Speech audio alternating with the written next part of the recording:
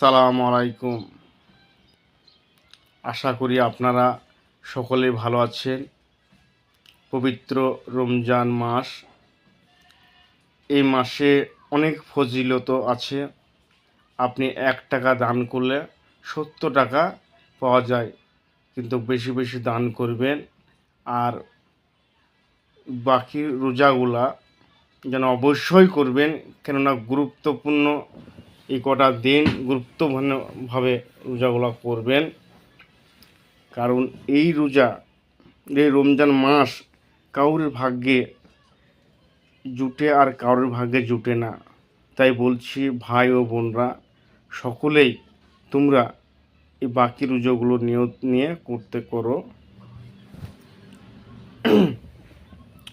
আর তোমরা বেশি বেশি দান খায়রাত করতে থাকো, কেননা চোখ বুঝলে দুনিয়াটা অন্ধকার।